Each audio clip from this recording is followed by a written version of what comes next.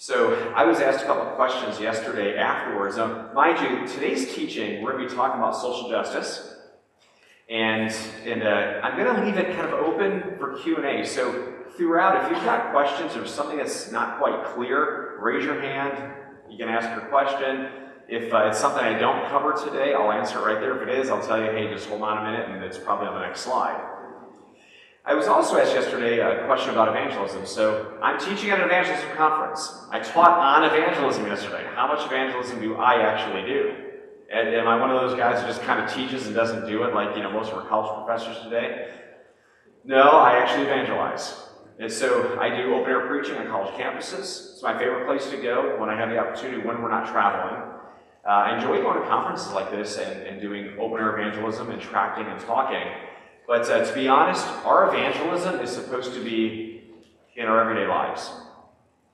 And so while these conferences are wonderful, and I really enjoy going to Cleveland State University, where I'm from, and stand on a box and you'll have 100, 150 people in no time there listening to you during the hour lunch session, that's not what we should be living for, right? They're fun, they're enjoyable, you can talk to a lot of people, but it really should be in our everyday lives that evangelism happens. And that's where I would say most of our evangelism happens. So my wife, who loves garage sailing and reminds her of her youth growing up with her mom, so hence now I have to go garage sailing every Thursday with her during the summertime. We make a great time out of it. We hand out tracts and we put tracts on the tables, we talk to people, and so it ends up being a great evangelism day as we're doing what she enjoys to do, which is garage sale.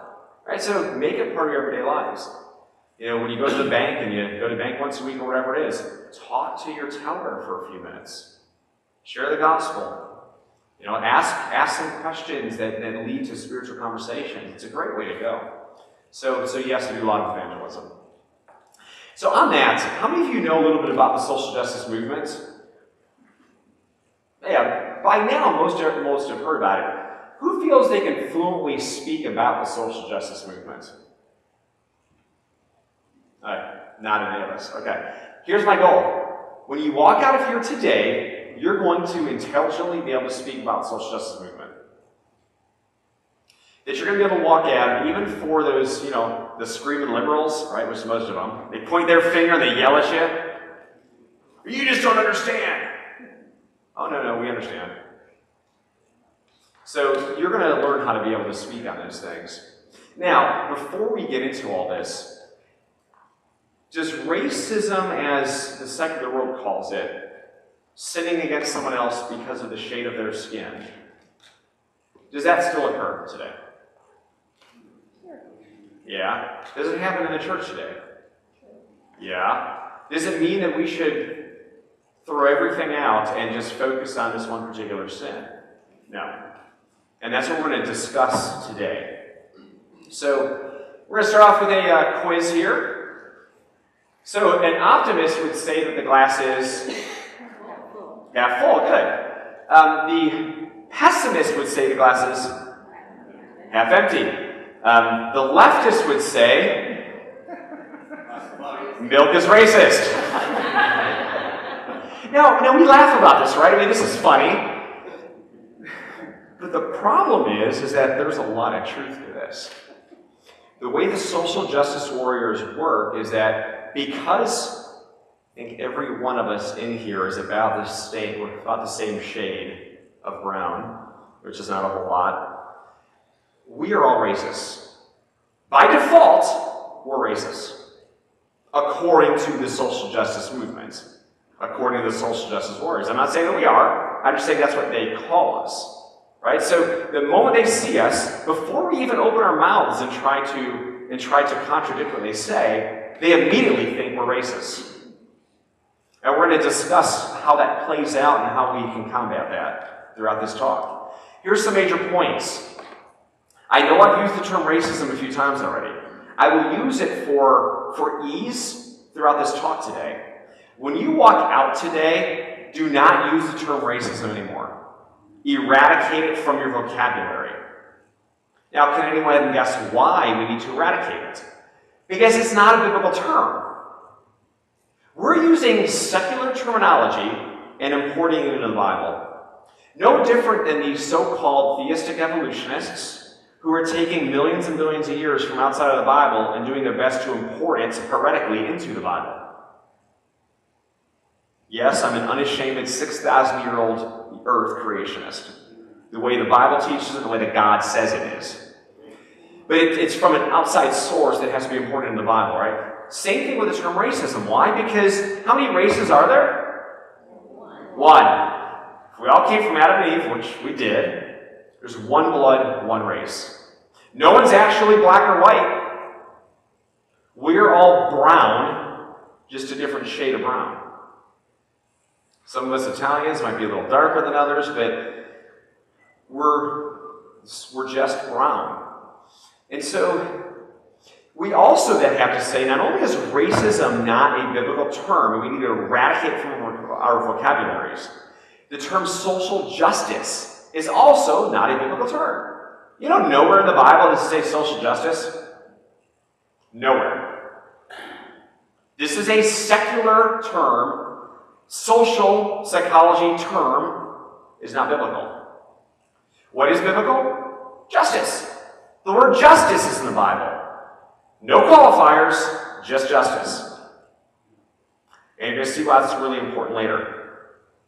And so what is the definition to the secularists of social justice? It would be, according to Merriam-Webster's dictionary, a state or doctrine of egalitarianism. Basically, everything's equal, right? So they want everything to be equal. Sociology takes it a step further. They say it's the correcting of unjust treatment and or oppression of certain groups. So their idea of social justice is that there's these oppressors, the white man. There's these oppressors that oppress the oppressed groups, everybody else, although they focus on just a few, homosexuals, transgenders, black, different race. Really, they say there's a lot of races, right? But they only focus about black.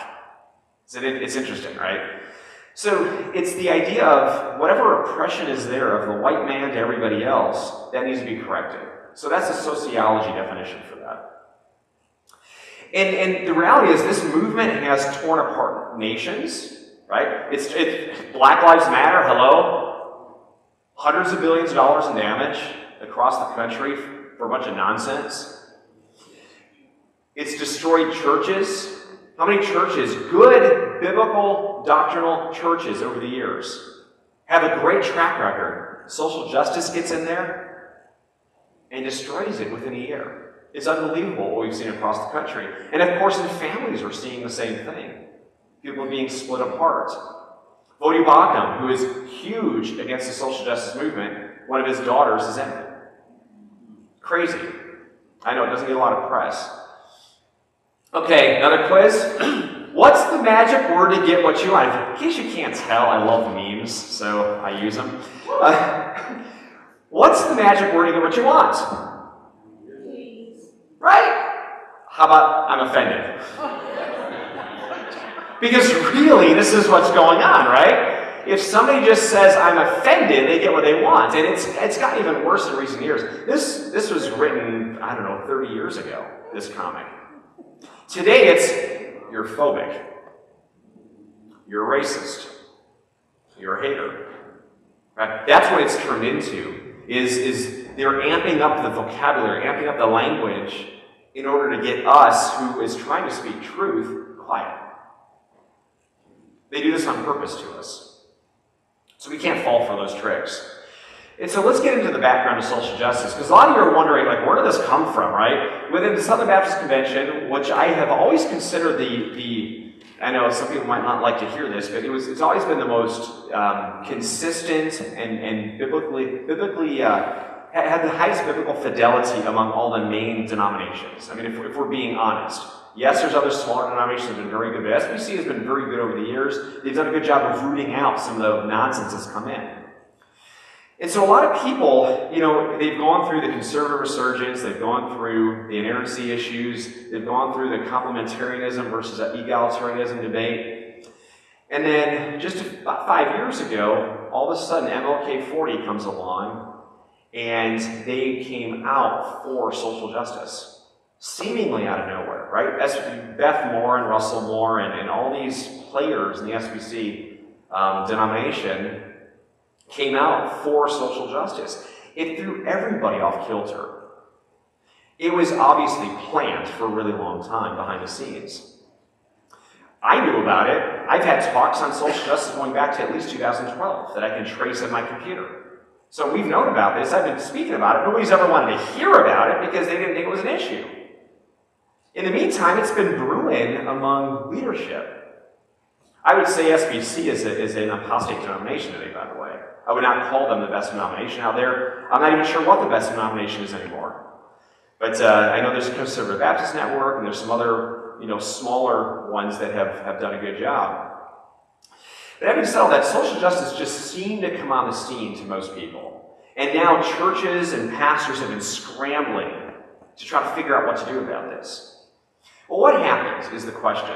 So when we have an accurate biblical timeline of the world, which is around 4004 BC, about 6,000 years ago is when God created everything, we would call from that time, 6,000 years ago, to the Middle Ages, the Age of God.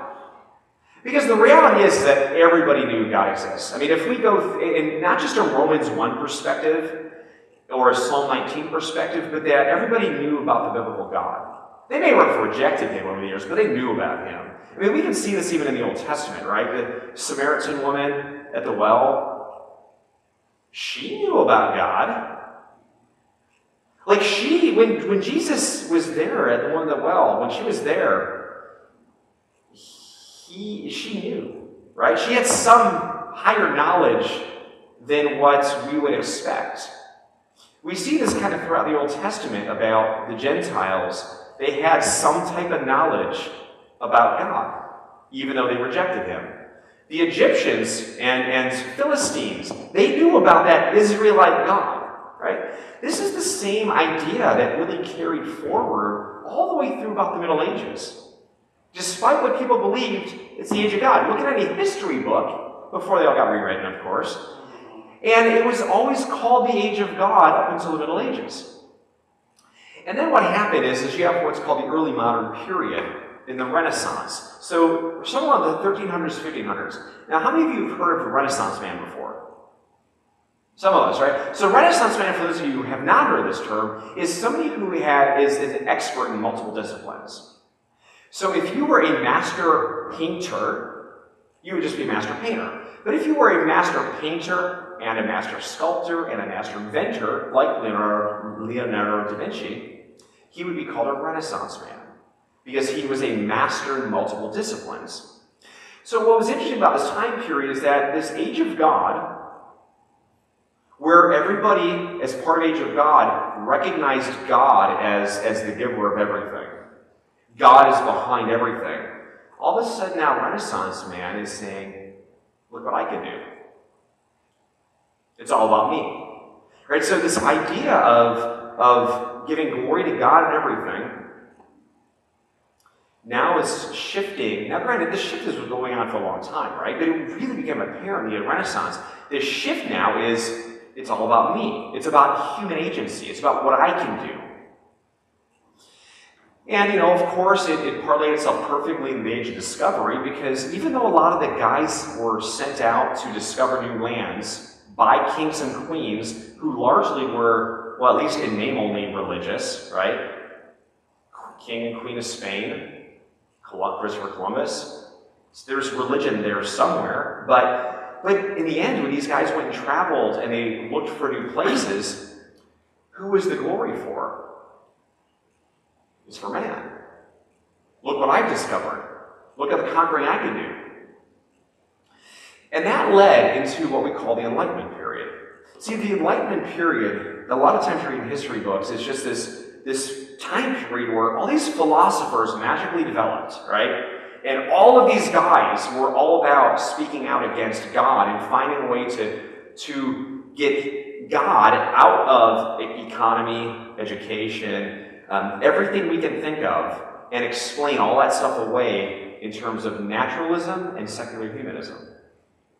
That was the Enlightenment period. But it didn't happen just out of nowhere. This was hundreds of years of progression through the Renaissance period, Age of Discovery, before the Enlightenment period happened. So these philosophers and these ideas were already coming around because of the secular humanism that was being put into society. And so now the Enlightenment period is finally called the Age of Reason. This is the official switch from beginning of time all the way through this point called Age of God, starts to wax and wane for a few hundred years, and now, from that point forward, we now call the Age of Reason. Today we live in what they call an Age of Reason. It's all about the science, right? We heard that painfully loud and clear during COVID, which, by the way, was complete opposite of real science, everything they were telling us. But they still use the name of science because they believe it's the Age of Reason still. And so this is all humanism. It's all about me. It's the agency of what humans can do versus God. And with this there's this greater good that we work towards. See, if you understand good and evil, the only way we can define good is by God. I think we talked about this yesterday for just a brief moment. We can only define good by God. Every other definition you come up with for good falls short of a universal standard. And so when you remove God out of the equation, you now define it in human terms, the goodness. And this good you now pin on naturalism. And you pin on secular humanism, which means now humans define what's good. And humans can work together for the greater good. How many of you have heard that? Right? I mean, this is the biggest issue we see today, right? Stop drinking out of plastic bottles because it's for the greater good. New York just banned gas stoves for new construction starting, I think, 2028 or something. Ludicrous, right? For the greater good. We'll get to that a little bit later. But the point is they've got a different definition of good, and they believe humans can accomplish that. And what's so fascinating about this, I mean, look, we all know we're going to go out here on the streets, and we're going to preach the gospel, we're going to hand out tracts. We know there's people that hate us for doing this. At any point, somebody can walk out with an AR-15 and mow half of us down. Right? This is the reality. Just being Christians is reality. Just being in the wrong place at the wrong time is reality. But if we're preaching the gospel, it's really a reality. And God tells us, don't be anxious for anything. This life is not your own. Your days are already numbered. Hence why we shouldn't have been scared of COVID. But when we die, if we're saved, if we've got the blood of Christ covering us, we go directly to heaven. Right? We have nothing to fear as Christians. So we don't fear death. But the person who's not a Christian, the person who believes that we're just going to rot in the ground, well, that's a weird concept, right? Because if you believe you're going to live for 70, perhaps 80 years, according to Psalm 90, and then you just die and, become part of the earth again, who cares about the greater good? Like, what does it matter? You're going to be long gone. Burn all the fossil fuels you want. Take as hot of showers as you want. Eat as many cows as you want. Who cares? You're going to die. Leave it to whoever's next. They got to deal with the problems. But that's not how they act, is it? The greater good, this makes absolutely no sense. That's one of the hard parts of the social justice movement in order to deal with them, is because there isn't a logical flow behind what they think. And so, okay, I'll get off my soapbox.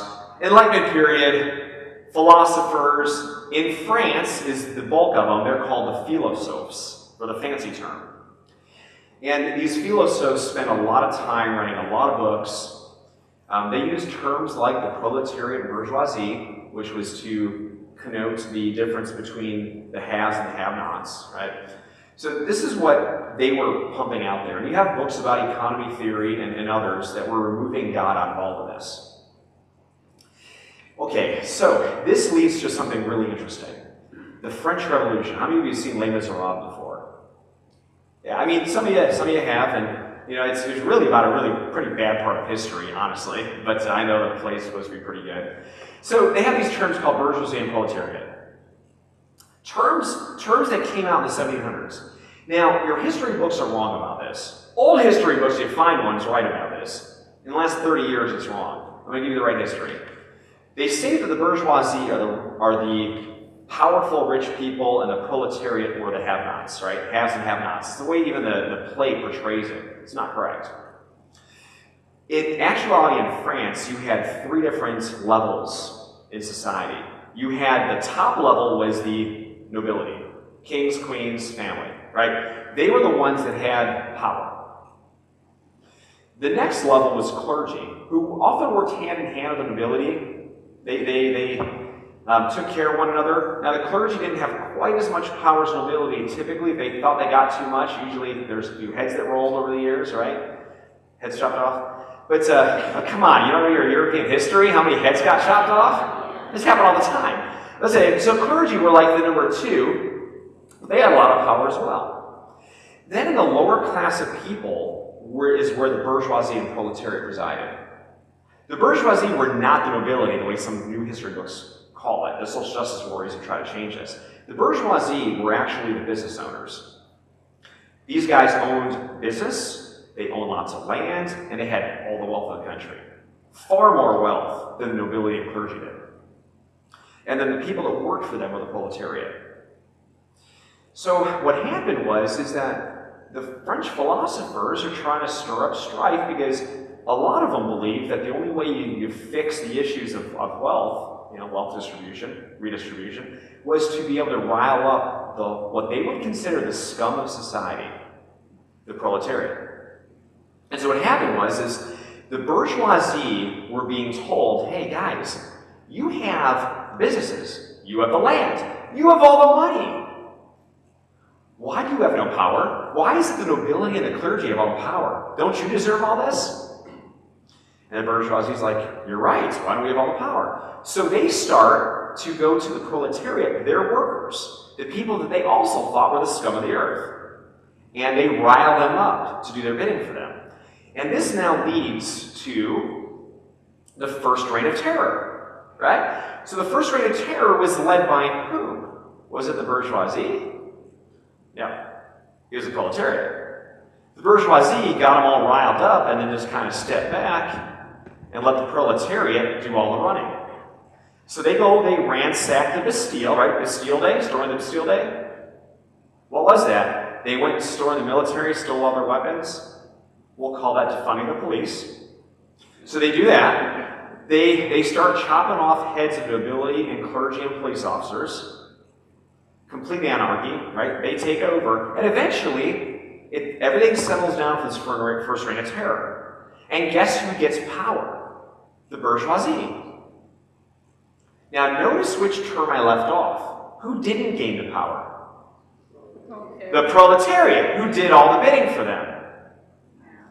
So the proletariat sits back and says, wait a minute, what's going on here? You guys got what you wanted. You promised us that we'd be there with you, and you didn't give that to us. And so now there's a second reign of terror. And now a bunch of bourgeoisie get their heads cut off.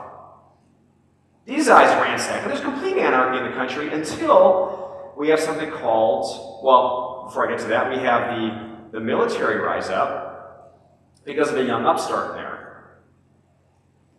Want to guess who that young upstart was? Napoleon.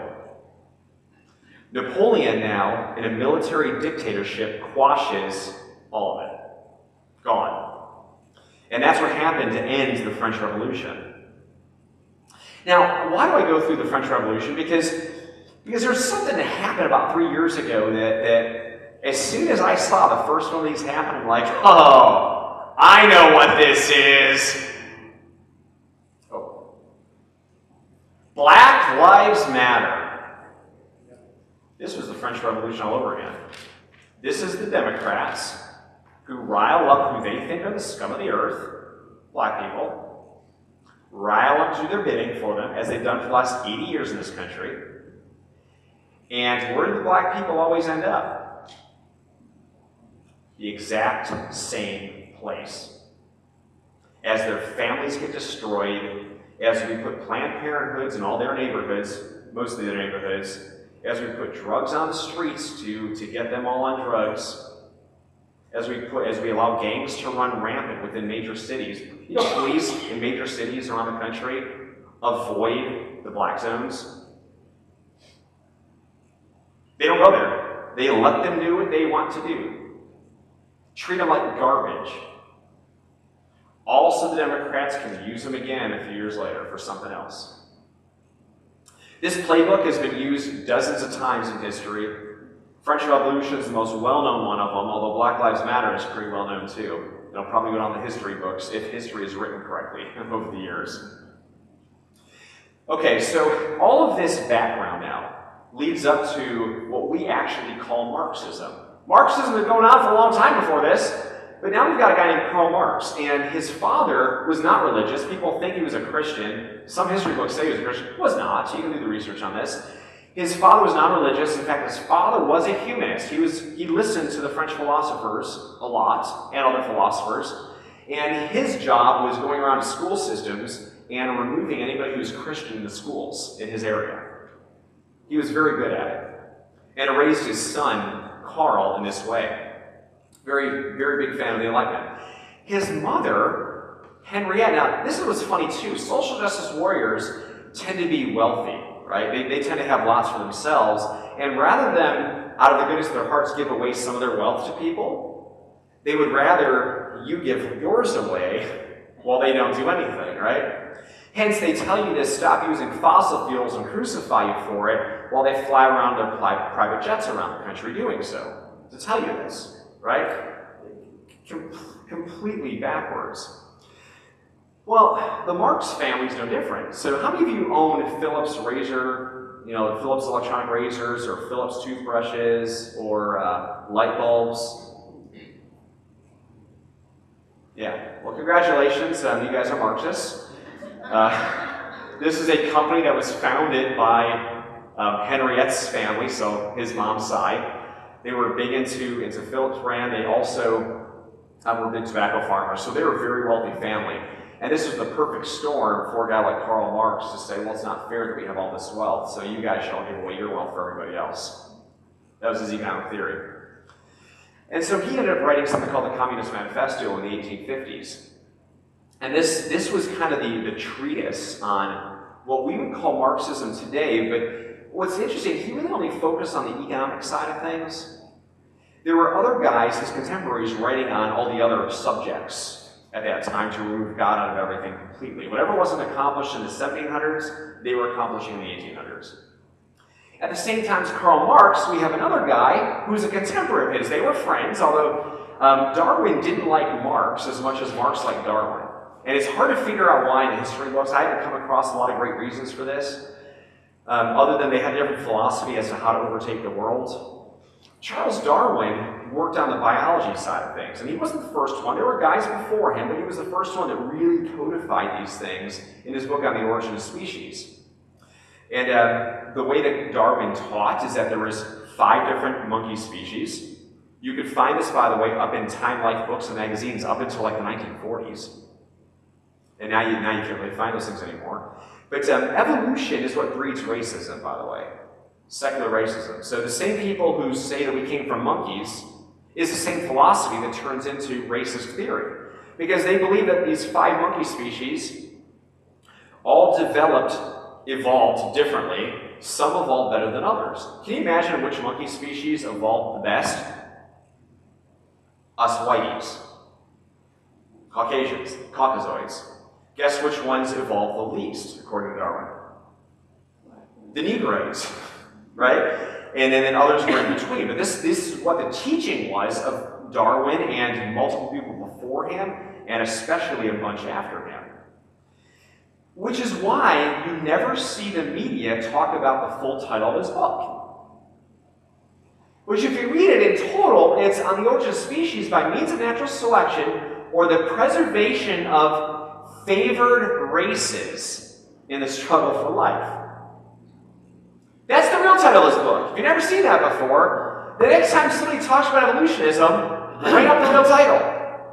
Talk about who Darwin actually was. Talk about what evolution actually breeds itself to.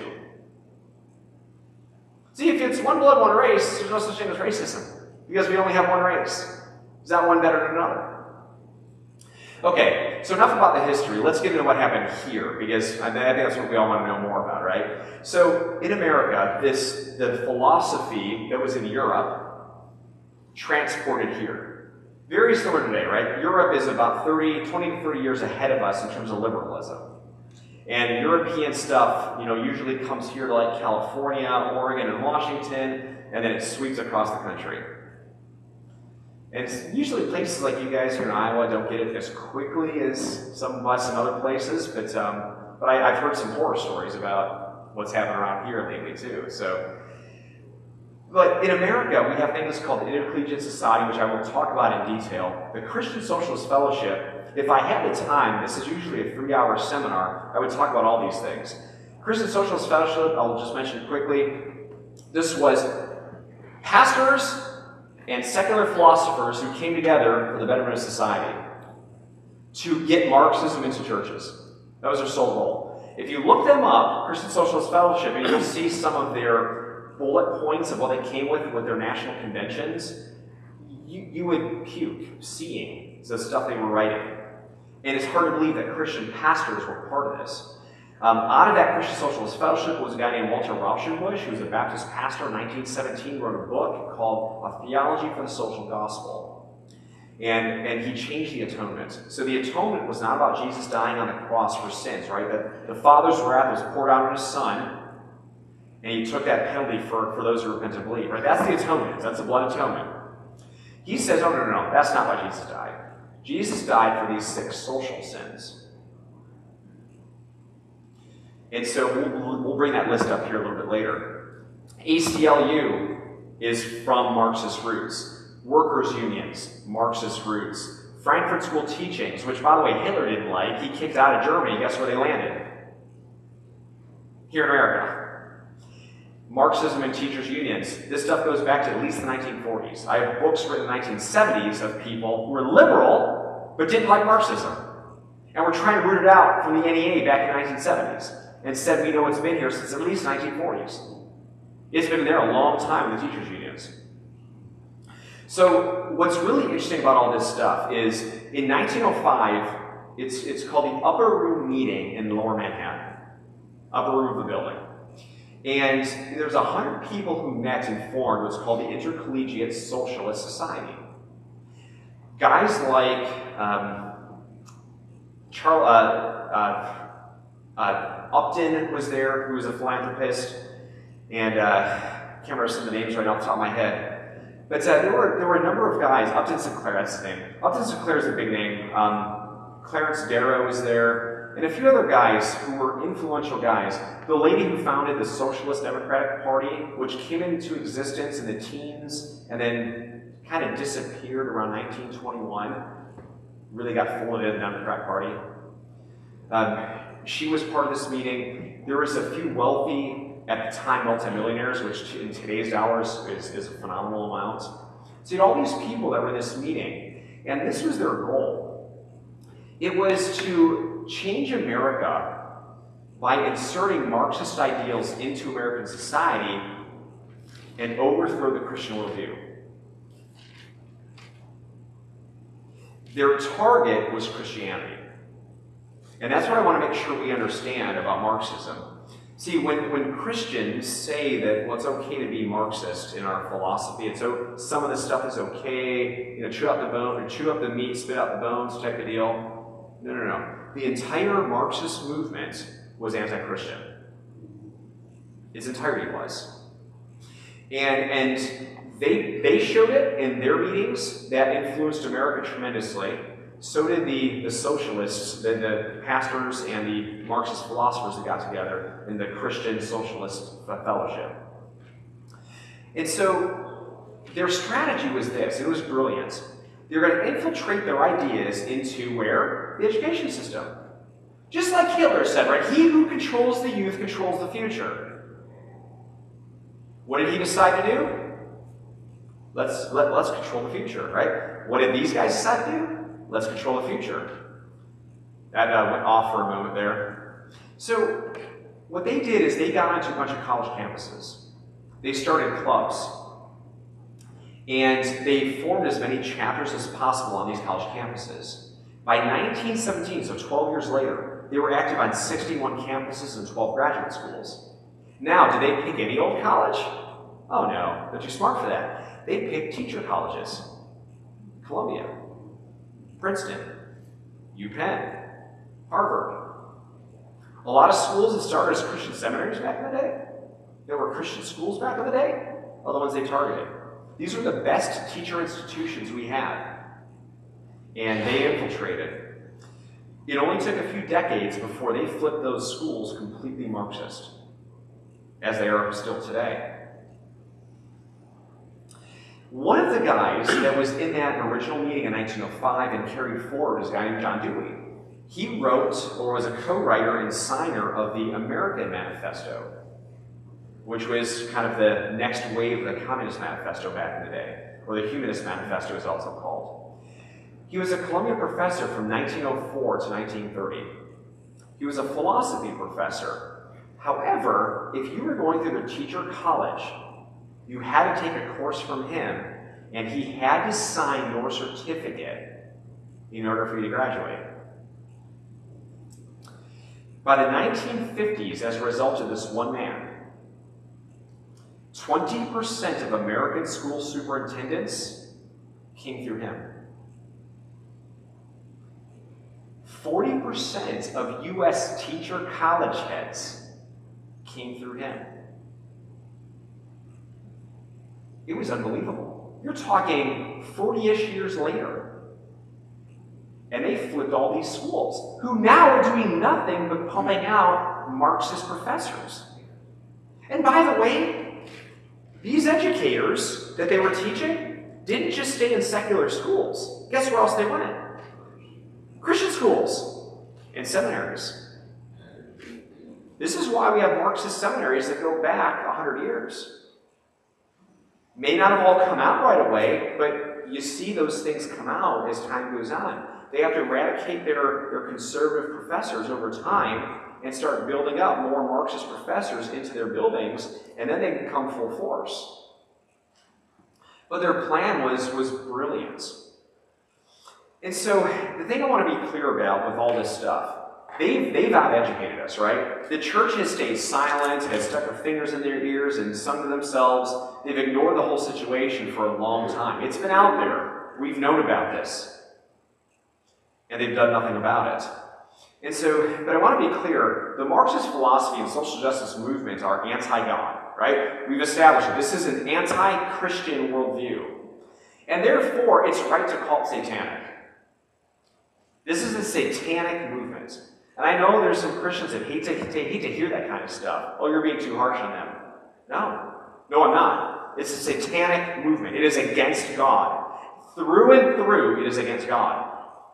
So we're going to talk about how it is the rest of this time now. How do we view social justice, right? So let's get to the meat of this. How are we going to actually talk to people, whether it's a lay person or a pastor or an unbeliever, right? How do we talk to them all? First of all, get the word social out. It's justice. God speaks about justice, not social justice. And number two, recognize it's a worldview issue. And so the social justice worldview has a different starting point.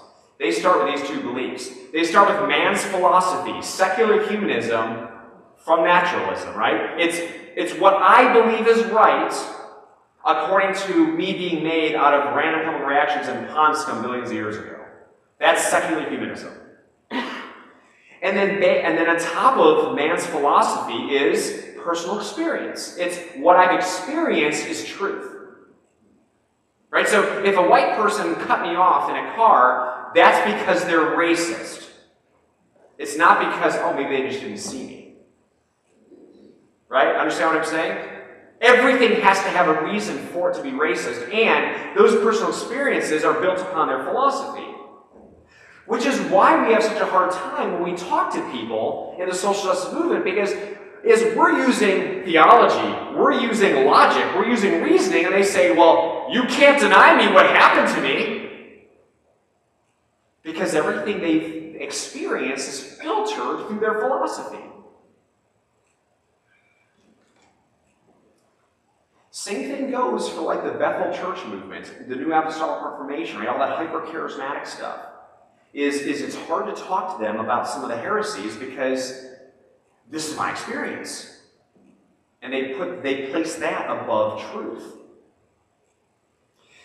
And so the social justice gospel, because of this, are these 6 things. This is what was codified by Walter Rauschenbusch. This is what they've carried forward.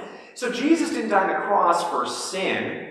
He died on the cross for religious bigotry, for the combination of graft and political power, the idea of the corruption of justice, mob spirit, mob action, militarism, and class contempt. The idea that there's different classes and lower classes are being kept down. This is what Jesus apparently died for. And by the way, this is the same philosophy that got into black seminaries early on. It's the same philosophy that led to Martin Luther King Jr. He wasn't a Christian, by the way.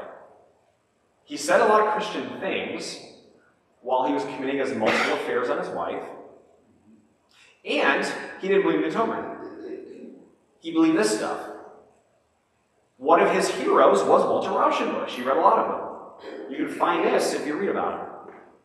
And Martin Luther King Jr. is who gave rise to the militant Black Panther groups. Malcolm X. Same guys that led to Jeremiah Wright, pastor in Illinois. Whose pastor was he? Barack Obama. Which is why Vodi Baca was calling out Barack Obama when he ran for president the first time. Because everyone thought he was a Christian man, went to a church. So you started listening to Jeremiah Wright and found out that he was a disciple of Martin Luther King Jr. Didn't have the atonement right, full-on Marxist. There's a whole trail of these out there. If you know what the Black Hebrew Israelite movement is, newer movement out there, guess where their start is? This stuff. They just try to put some more theology to it, and they've gone really awry in some areas. Now let's oppose that to what is a biblical worldview. What is our foundation? Well, our foundation is on these 2 things. God exists, His word is true. Right? This is what we base everything off of in our lives. God exists, His word is true. God exists, we know that from Romans 1, His word is true. 2 Timothy 3:16-17. John 17:17. Other areas of Scripture, but it's the breath of God, it's His word, and we believe it. Right? That's our starting point. So now, how should Christians respond to the social justice movement? Right? If we are a Christian, what is our starting point? God exists, His word is true, therefore it needs to be Scripture and Scripture alone. That's our foundation. That's our starting point. Everything we must argue in the social justice movement has to be a scriptural basis, right? And so 2 Timothy 3:16-17, all Scripture is breathed out by God and profitable for teaching, for reproof, for correction, for training in righteousness. I could spend an entire hour on these 2 verses just expositing them. Ask me how I know. We've done that already. The one point I want to bring out in this for us this morning is this issue, that the man of God may be complete, equipped for some good works? No, for all, every good work. That means the Bible and the Bible alone is what we need to refute the social justice movement. The Bible alone is all we need to refute every false religion out there, by the way. I talked a little bit about this yesterday. I will go in far more depth tomorrow in our presuppositional talks. It'll blow your mind because most of you are probably doing apologetics wrong, the same way I was years ago.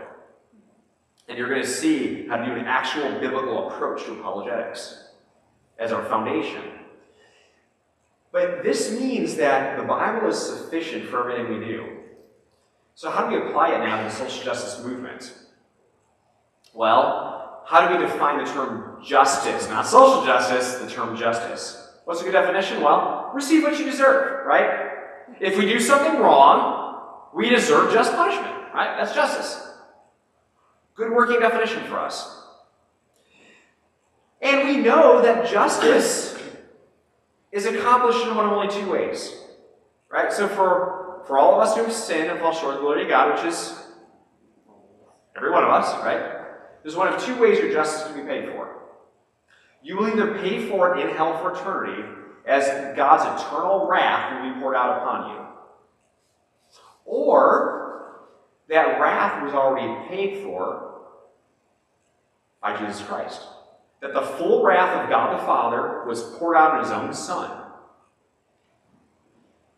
In a matter of a couple of hours, he took the eternal wrath of God and then died, was buried, raised on the third day in accordance with the Scriptures. We covered this yesterday, to pay the penalty for sin for those who repent and believe. This is the only justice the Bible is concerned with. Is your sins, according to Psalm 51, are against God and God alone. Yes, we sin against one another, right? There is a side of the human side of sin. We sin horizontally.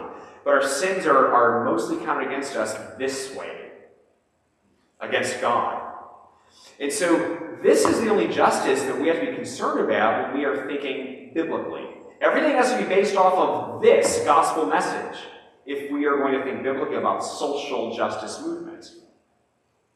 We have to recognize that these philosophies are diametrically opposed to one another. On one side is man's philosophy of personal experience. On the other side is God exists, his word is true. Do those two things look like they cross over at all? No, they're completely opposed to one another. Which is why we have to be adamant against the social justice movement. So let's define some terms now as we walk into this. This would be what we call equality, right? So you've got three guys, they're standing on equal boxes, right? This is equality. Give them all the same starting point. But that's not good enough, right? Because the little guy can't see over the fence. Right? So now you see a new term that has been put into the social justice movement. It's not just about egalitarianism where it's equal from the beginning, right? Equal starting points. It is also a term called equity, which is the starting point we have to be equal and the end game has to be equal too. So therefore, let's rearrange the boxes and now it's fair in the end, right? Because now we can all actually see into the ballgame. This is equity. But when you really look at socialism, socialism is not about everybody sharing the pot equally, right? Like they tell us it is. If you read Marx's books carefully, if you read other socialistic books carefully, you'll find that in reality what socialism means is that you've got a couple of wealthy people, or it's the government or whatever, a small group of people that controls all the wealth, and everybody else is made to be poor. That's really what happens in socialism. So be wary when you see guys like Bill Gates, Rockefellers, and other guys, this whole World Economic Forum, combining themselves with WHO and some other things going on. I got talks on that stuff too. But this concentration of power that's happening is socialism truly coming into place where they're going to wipe out everybody. So high middle class, low upper class will all have their legs taken out and be made to be real small. That's really the goal of socialism. It's actually why I don't trust Elon Musk either. Seems like he's doing some good right now. Be wary. He's part of it. Jeff Bezos, part of it. They're protecting themselves right now. That's all you're seeing. What is justice, however? This is justice. You didn't pay for a ticket to get in.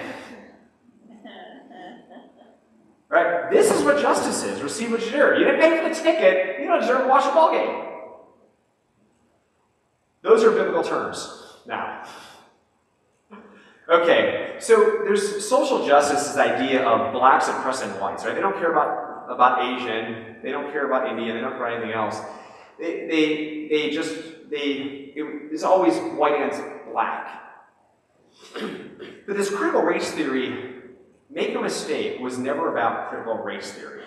It was never about the different races. We have plenty of secular guys, secular PhDs, who, by the way, Christians should not be using. Sovereign nations should not be using James Lindsay as an employee of their Christian ministry. He's an ardent atheist. But this critical race theory, we've got plenty of guys that speak out against it. This isn't what's going to harm the church. It's really termed critical theory because it's not about whites suppressing blacks. It's about the white man oppressing everybody and anybody. This would mean not white people. This would also mean homosexuals and transgenders and any other perceived oppressed group. That's really what the social justice movement is about. It's critical theory. It's against everything that's not white. And you're going to find one more category that's even worse than that, worse than the white man, in a few minutes. So here's the components of social justice. The main ones: critical race theory, which is broken down in intersectionality and systemic racism, the idea of races, homosexuality, transgenderism. This is where critical theory comes into play. And then really any other cause that people want to attach to this. Veganism, vegetarianism. First of all, if you are one of those, please come talk to me and I'll tell you why it's wrong. Don't do that. It's not good for your body. But it's a social justice issue. Veganism is a Marxist idea at its roots and still today. So is the idea of eradicating guns, eradicating fossil fuels. All these things are part of the social justice woke train. Okay, another quiz. You might have caught on to me now. What type of bear is this? Brown bear. What type is this one? Black bear. What type is this one? Racist bear. Good. This is the first audience that finally got it. Thank you. Just had to make sure you guys are listening. All right. So the modern social justice movement started with what we call critical race theory. And it's the idea that racism is baked into every fabric of society. Hospitals, the entire medical system, racist. Entire education system, racist. The entire governmental system, racist. Any other system you can think of, racist. That the white man incorporated racism throughout every aspect of society to oppress anybody who's non-white. That is the definition of their critical race theory. And so it's based on the privilege of us whiteys, and it marginalizes then everyone who isn't white, right? So they say that we marginalize everybody else. And this is the intersectionality part of it. So what they say is that in intersectionality, there's many disadvantaged groups that exist. Yeah, looks like I went out again. And so if you're not part of the white man group, that somehow you are disadvantaged in one of a number of ways. And so here's the categories of intersection: your shade of skin, your gender, your nationality, if you're the same gender from birth, which is the most ridiculous thing I've ever heard. Sexual preference, actually it's the second most. The most is now the men that have the hot wraps on their stomachs, laying in bed on TikTok videos saying they got the first menstrual cramps. That is now the most ridiculous thing I've ever seen. I'm sure it's going to get worse. Sexual preference, economic class, able-bodied versus disability. These are all categories of intersection. Okay, what do I mean by that, right? And then the perceived one is this. How many of you are all of these right now? You're white, male, European background, cisgendered, heterosexual. Cisgendered, by the way, I hate that term. I'll never use it again outside of these presentations. It just means you still claim to be the same gender that God made you when you were born, which is the same one that you were when you were fertilized initially. Right? I know. So rather than just saying I've always been male, you're cis male if you've always been male, and you're trans male if you pretend to be a male because you're really a female. That's how it goes. Weird, I know. But okay, who here by raise of hand is all of these? Congrats. Keep your hands up. Everyone look around. These guys have no voice whatsoever. Do not listen to a thing they say. They have nothing to add to our conversation. That's intersectionality for you. Okay. Now here's the non-oppressed groups. How many of you are at least one of these? Every female's hand needs to go up right now.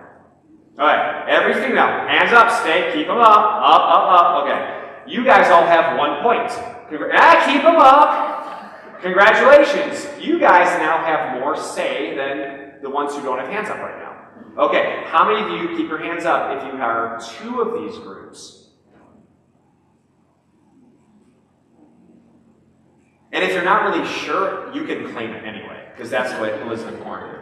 So some of you have two hands up. Good. So you guys have more to say, and we need to listen to you more than the ones only had one hand up, and certainly more than the scum of the earth that had no hands up. So good job. How many of you are 3 of these? So none of you that special. So that's how intersectionality works.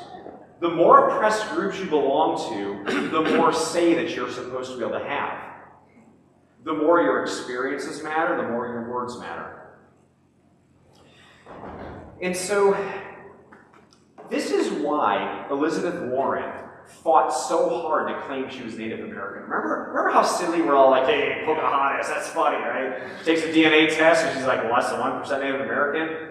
I'm 100% Italian, I think I'm more Native American than Elizabeth Warren does. But, you know, Elizabeth Warren's claiming to be Native American. Why was she so adamant about this? Why did it matter? Because it was an extra point, right? Because there was a black female on the stage who had 2 points. She didn't have as loud of a speaking voice. She couldn't say as much. She wouldn't be known as much because she wasn't as oppressed as the black female on stage. If she can align herself with a second oppressed group, all of a sudden, she's got more intersectionality points. That was the whole issue with her. Oh, it gets better with intersectionality because, you know, Muslims are considered an oppressed group in this country. Homosexuals are an oppressed group in this country. Do homosexuals and Muslims like one another? No. They kill them, right? Around the world they kill them. Oh, it happens in this country like every week too, and the media covers it up constantly. You want proof? Remember what happened about 7 years ago in Orlando at Pulse nightclub? 50 homosexuals died that night. 13 more injured. And the media refused to give the name of the person who shot up the gay bar. About 5 days later, it came out in a smaller news source where they finally now had to start reporting it nationally. Why? Because guess who it was? A Muslim. They did their absolute best to hide it. What's even more fascinating about this is that homosexuals and Muslims hate one another, but yet, in cause of social justice, what are they willing to do with one another? Work together to eradicate the main oppressor, which is the white man. That's right. Oh, it gets even better. How many of you put your hands up if you had 1 or 2? Sorry, female. Hands up. Hands up. Okay, you guys have 1 intersectionality point. Good. All right. How many of you are Christians? Good. Put your hands down. The moment you are a Christian, you go directly to jail, you don't pass go, you don't collect $200, you are immediately bottom of the barrel. See, the idea of intersectionality is not really the white man. It's against what? Christianity. The moment you are a Christian, you are bottom of the barrel. You are the lowest of the low. Intersectionality is really about Christianity. And that, if you are a white man, you are always assumed to be a Christian. Right? Every conservative out there is considered to be a Christian in this country. And we know full well they're not. Why? Because that's how the who the oppressed groups are claiming they are. Because they're all against Christianity. That's what's fascinating about all this stuff. So we immediately default to the bottom position on the rungs the moment we are Christian. Guys like Bodhi Baka, who is pretty dark, right? Lots of melanin in his skin, is called a white guy in the social justice movement. Or an Uncle Tom, take your choice. His blackness doesn't count anymore because he's a Christian. So, okay. So the bottom line is when we talk about intersectionality, we have to recognize all people are made in the image of God. Right? All people made in his image. It doesn't matter how much melanin you have in your skin. And the only difference between people is that you're either a child of Adam or you're a child of God. This is the only distinction God actually sees in people. Child of God, child of Adam. That's it. And we see that same thing in Ephesians 2. Voting, by the way, has a wonderful message online they gave, I think, at Shepherd's Conference. If not, it was at Truth Matters a few years ago. Look it up on Ephesians 2. Phenomenal talk as he walks through this idea. Okay, number 2, social justice on systemic racism. They claim that the system is rigged, right? We talked about this already, that oppressors, which is the white man, which is really Christianity, oppresses everyone else, and that racism has always existed and still exists in society today. And that they beg upon the experiences by black people still being shot by police, black people being less wealthy, and so on and so forth. And they have all kinds of statistics, including this one that says police are 2.5 times more likely to shoot a black man over a white man. Is that true? No. Media, sociologists, they've misrepresented all the numbers. You could look these numbers yourself, U.S. Department of Justice, other areas that list crime statistics. These are all false statistics, false narratives. Look at the case of George Floyd, Tamir Rice, and Breonna Taylor. Voting does a wonderful job in his book, Fault Lines, talking about these things. They lied about every one of these pieces of evidence for the Breonna Taylor case. Every one of them. And it was a black police chief who did the investigation, came out in the media, no national media would cover him. A couple local papers did, a couple local media outlets did, who he said it was all lies. Here's a black police chief saying this, and nobody would cover it because it goes against the narrative of the media. By the time I go through all these, well, maybe I'll go through a couple of them here on Breonna at least. They said police were at the wrong house. Officers used no-knock warrants. Officers did not announce themselves. Officers started the firefight, and one officer's shot was by friendly fire. This is all what they said. Guess what? Oh, and then officer shot Breonna in her bed. All lies. Breonna was standing right next to her boyfriend. Now, for those of you who understand guns, which is Iowa, so all of you should know guns, right? We're in Ohio, and we all know them too. You know there's a difference in calibers of certain guns, right? Some guns have bigger calibers than others, and just so happened that the way they were able to do their ballistics, the first shots that were fired by Breonna's boyfriends, not by the police. And they've got all kinds of other statistics to show that it was his gunfire first, she was shot standing next to him, and all kinds of other things. It's crazy stuff what they did because of the calibers. So, okay, let's talk about this rigging. Is our society rigged today? Yes, but not for the reasons they think it is. It's rigged by Adam and Eve. Right? I mean, sin entered into the world about 6,000 years ago. All of the creation fell. We now are all born with sinful flesh. The entire world is in sin. We have a sin nature because of it. And because of that, what do? We sin. Right? And so, the reality is that all of us sin, and all of us experience the effects of sin. The problem with social justice is that they want to elevate this one specific sin of a person sinning against another person based possibly on the shade of their skin, rather than recognizing all of the sins we all commit against one another.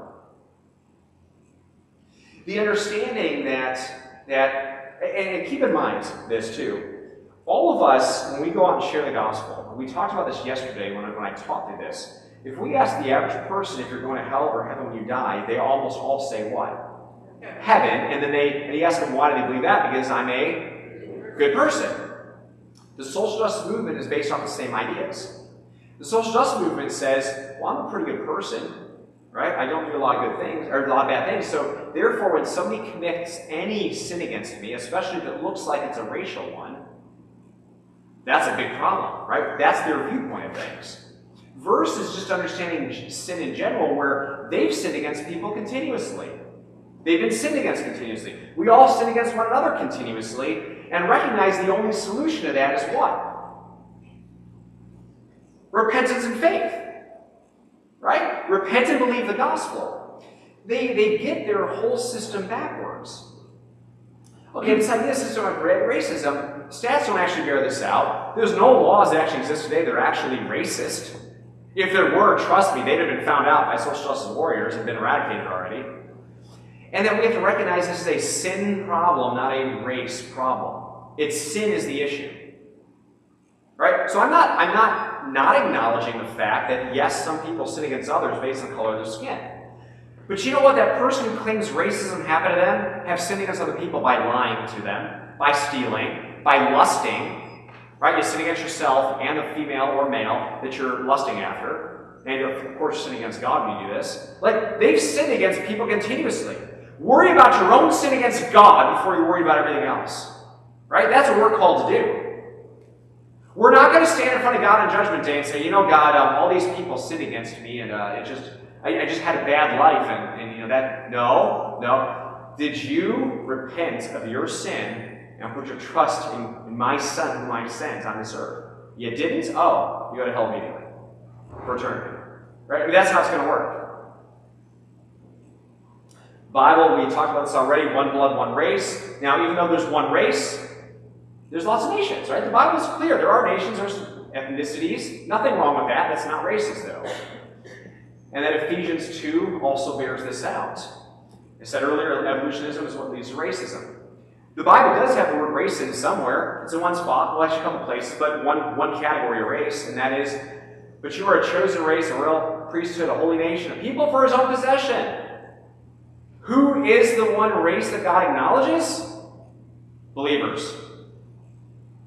The other race he acknowledges? Unbelievers. In God's economy, there's two races, believers and non-believers. That's it. He sees past the melting down. Okay, let's get to some more of the relevant stuff today, right? How do we deal with LGBTQ movements? Well, they want to also see total equity and equality, right?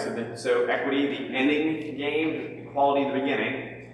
They want us to not just, as they said 40 years ago, not just accept them for who they are and they'll stay in their closets, right?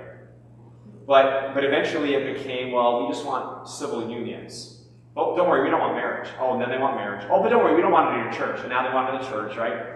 And now they're to the point of their plan from 50 years ago, which is they want the church to not just accept them, to not just deal with them, but to celebrate with them and congratulate them for it.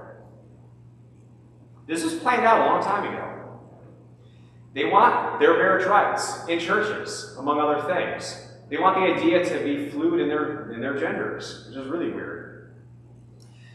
Okay, how do we deal with this? Homosexuality is a sin, right? Old Testament, Leviticus, abominable sin. It's a moral law, never goes away, unlike the ceremonial law. Okay, so those are laws for all time, moral law, it's sin. Oh, but I don't like Leviticus. I mean, there's shellfish and all kinds of other stuff in there, Christian, that you eat shellfish today. Okay, that's a whole different story. We can answer that one tomorrow. Let's go to the New Testament. Romans 1, 26, 27.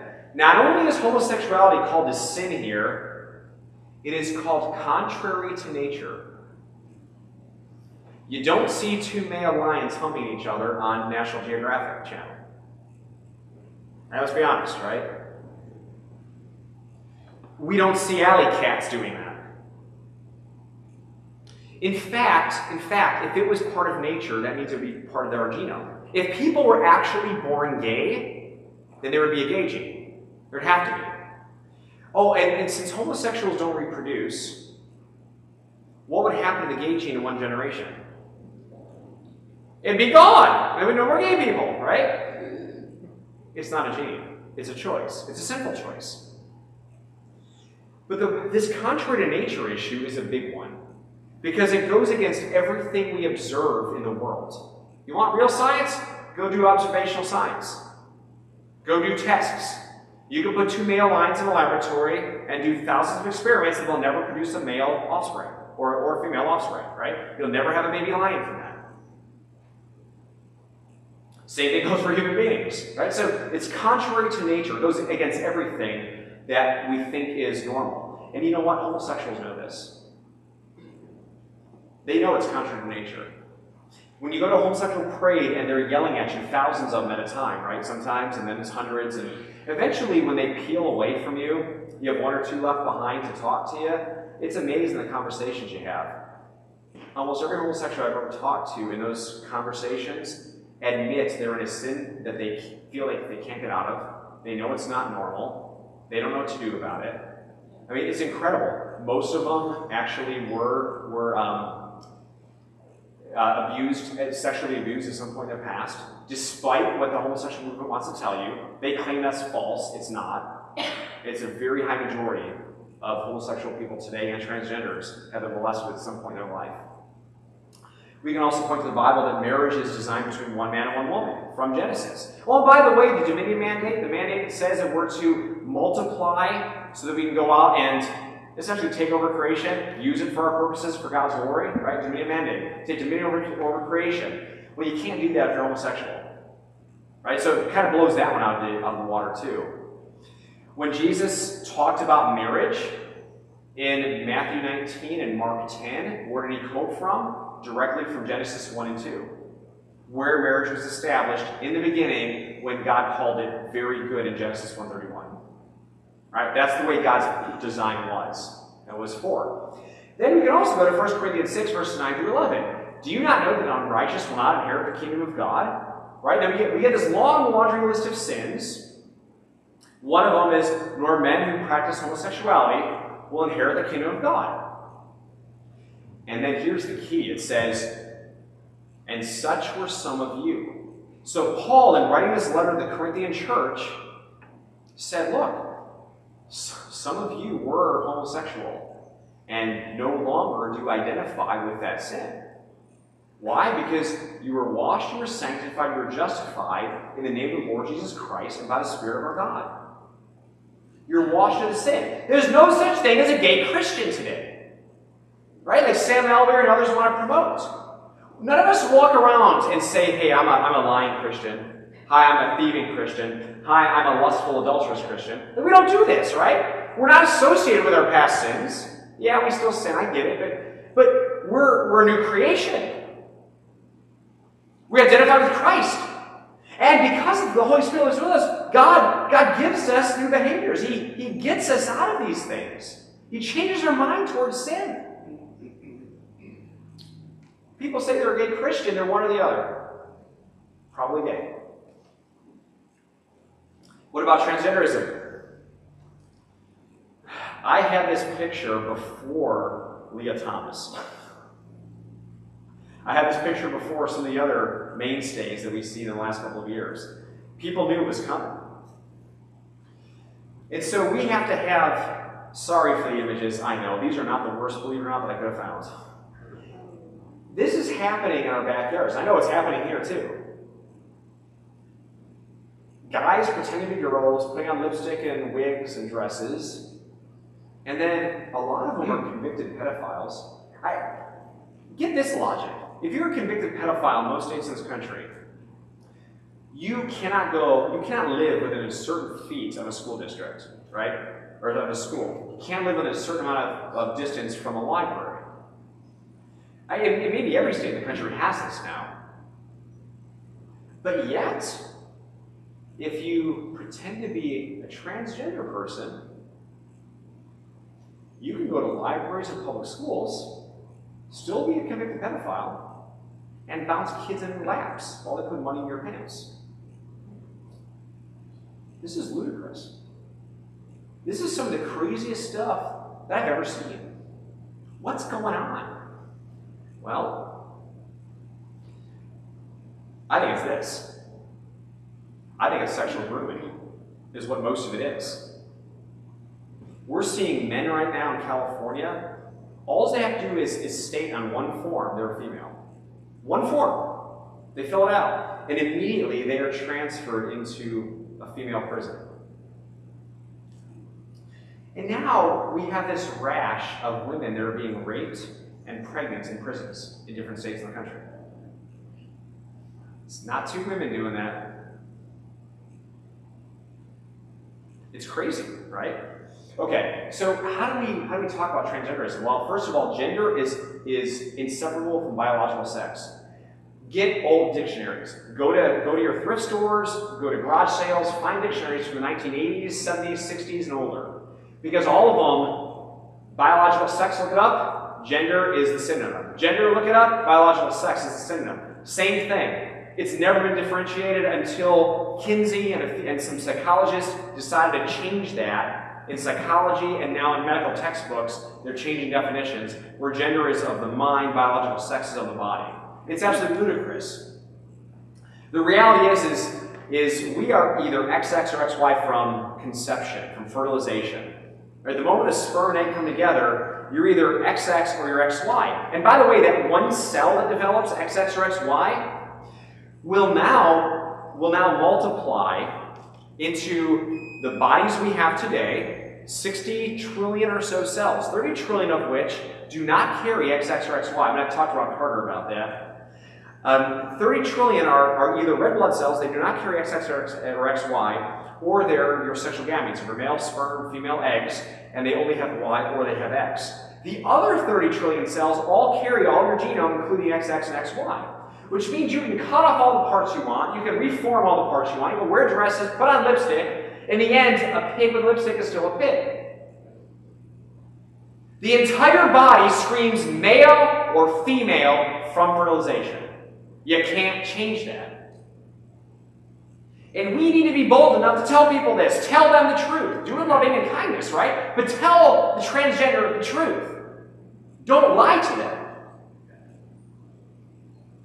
Okay, Mr. Christian, Mr. Anthony, what about people born with both body parts? Sorry, John, I might be going right to the wire on this. What about people born with both body parts, male and female, or other anomalies? We got Klinefelter syndrome, triple X syndrome. We've got other syndromes out there. What about them? Well, number one, these are the exception, not the rule. Less than 1% of all live births are one of these anomalies. Number two, and this is going to be hard for some people to hear, it's really hard for people that have this anomaly to hear their mistakes. It's a mistake in the genome. This is no different than somebody who's mentally retarded who has trisomy 18 or trisomy 21. It's a mistake in the genome. And you know what? The person who repents and believes, when their 70 or 80 years are done on earth according to Psalm 90, they get a new body. That's perfect. Right? So there's no confusion in God's mind of who they are, even if the body might have something wrong with it. But the thing is the exception never makes the rule. Right? So Genesis 1, from verse 1 to verse 31, God creates everything in 624 literal days. He created it perfectly according to Genesis 1:31. Entire creation is very good, exceedingly perfect. His perfection was in male and female. His perfection was in marriage. His perfection was in everything else that's there in those pages. This is a result of the fall. Right? We have to be able to speak to people about that. Yes, it's a hard conversation, I get it, but we do have to talk about that. And so therefore, Bruce Jenner, Olympic decathlete, manliest of men, who was on a Wheaties box at the time, is still a man.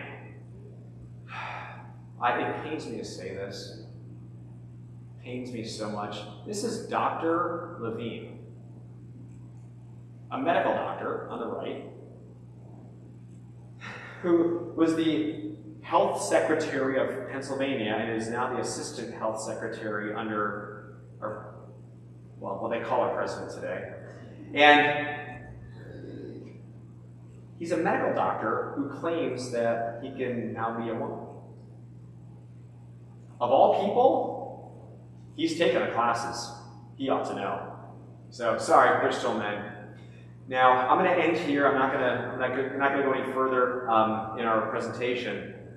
But in gender roles, we have this idea of egalitarian versus complementarianism debate, right? Egalitarian is people who believe that we're all equal. Complementarian, which is really the biblical one, is that yes, all people are created equal. In the eyes of God, men and women completely equal, right?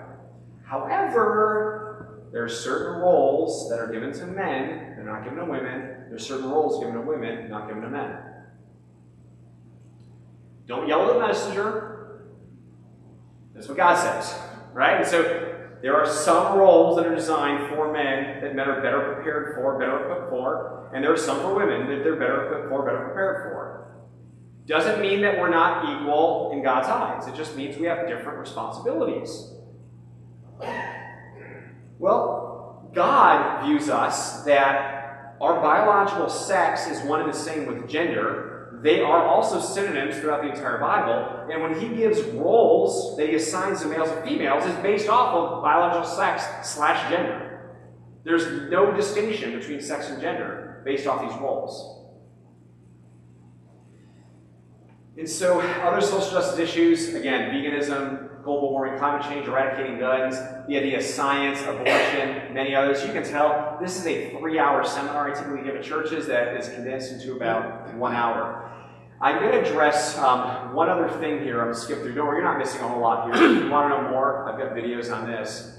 It's a new religion, right? It's a new anti-God religion, no different than Jehovah's Witnesses, Roman Catholicism, and every other false religion that's out there.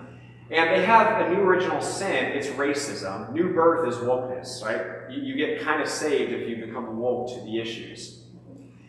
They have this idea that income and wealth inequality is a problem. Look, the parable of the talents, where God gave one, I think 5, 2, and 1, right? And the first 2 invested it, doubled their talents. The last one buried it in the sand or the dirt, didn't make anything. God called him a wicked servant. Remember that parable?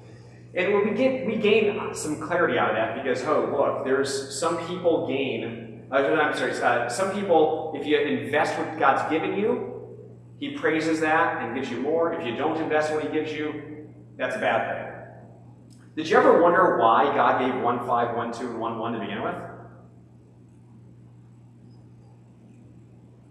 I don't know. God's sovereign. Why do some people have more and some people less in this world? I don't know. God's sovereign. It's not from critical race theory.